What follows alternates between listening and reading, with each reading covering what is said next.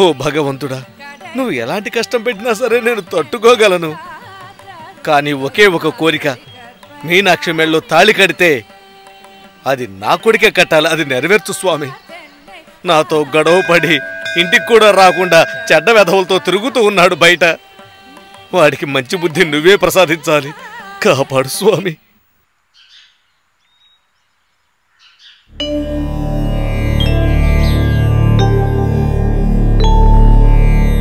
President గారి తీర్పు ప్రకారం ఈ రోజు రాత్రితో 7వ రోజు పూర్తవుతుంది.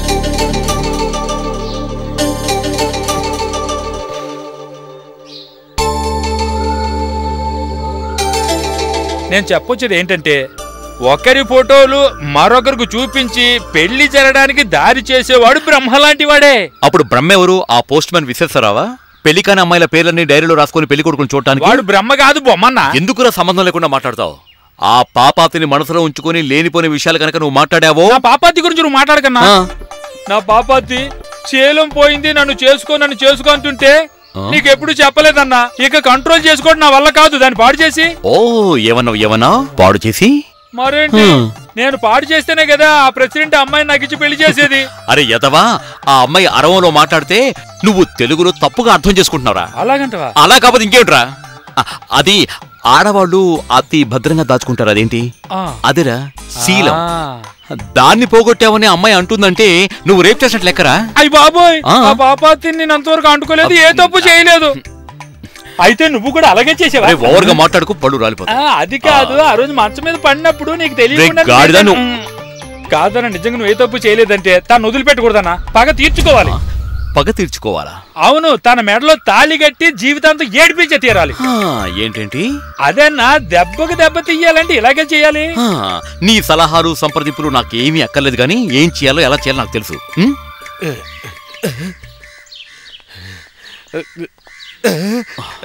నిర్ణయించుకున్నాను, పెళ్లి చేసుకుందాం నిర్ణయించుకున్నాను. కొంచెం తడిచాను, మొత్తం తడిస్తే తప్పే ఉంది. ఆ పని చేస్తే నేను మునిగిపోతాను. ఇలాంటి నిర్ణయం తీసుకున్నాను. ఏం చేయమంటారు? ఇక్కడి నుంచి తప్పించుకుందాం అనుకుంటే ఈ కాంచీపురం బోర్డర్ దాటడానికి మీ ప్రెసిడెంట్ ఊరు వాళ్ళు ఊరుకుంటారా? అయితే ఇక్కడి నుంచి తప్పించుకోవడానికి ఏర్పాటు చేస్తే నువ్వు వెళ్ళిపోతావు. ఎలా తప్పించుకోవాలని చూస్తున్నాను, కానీ అందులో ఒక ప్రాబ్లం ఉంది. ఒక అమ్మాయిని మానభంగం చేశాననే నింద పోగొట్టుకోకుండా ఒకవేళ ఇక్కడి నుంచి వెళ్ళాని అనుకోండి, నరేష్ కి నా ముఖాన్ని ఎలా చూపించుకోగలను చెప్పండి. నీ బంధువుల దగ్గర మంచి పేరు తెచ్చుకోవడానికి నువ్వు ఆలోచిస్తున్నావు, కానీ నా చేయి జారిపోయిన ఆస్తిని తిరిగి నా చేజిక్కించుకోవడానికి నేను ఆలోచిస్తున్నాను. ఆ విషయం కూడా నువ్వు కొంచెం ఆలోచించాలి బాబు. అన్ని సక్రమంగా జరుగుతున్నాయని ఆనందపడుతుంటే కాబోయే కోడలు ఒక భయంకరమైన నిర్ణయం తీసుకుంది. అందుకని నువ్వు నిరపరాధని నిరూపించుకోవడానికి తహతహలాడుతున్నావు. అది తప్పే కాదు. అలా నువ్వు నిరూపించుకున్నావంటే మా 2 కుటుంబాలు ఊరేసుకొని చావడం తప్ప వేరే దారి లేదు బాబు. నీకు చేతులైతే దండం పెడతాను, కావాలంటే కాళ్ళు పట్టుకుంటారు. నా కారు మీద పడతారండి? నాకు వేరే మార్గం కనిపించలేదు. నీకేం కావాలన్నా ఇస్తాను. నాకు మీరేం ఇవ్వక్కర్లేదు. నాకు నేనుగా వెళ్ళగలను.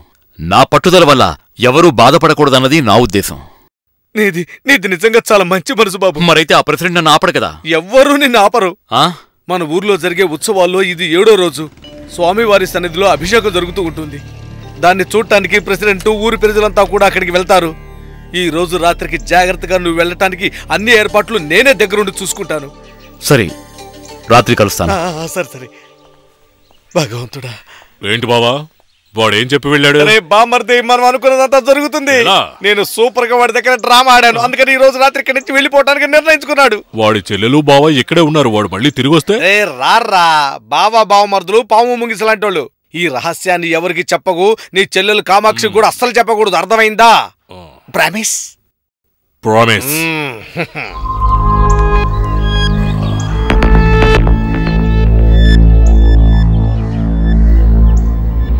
కృష్ణ,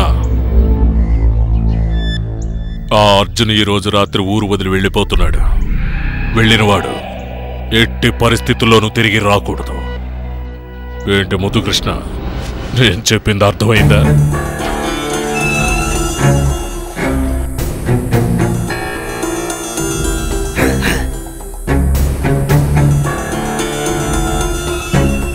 రారా వెళ్దాం.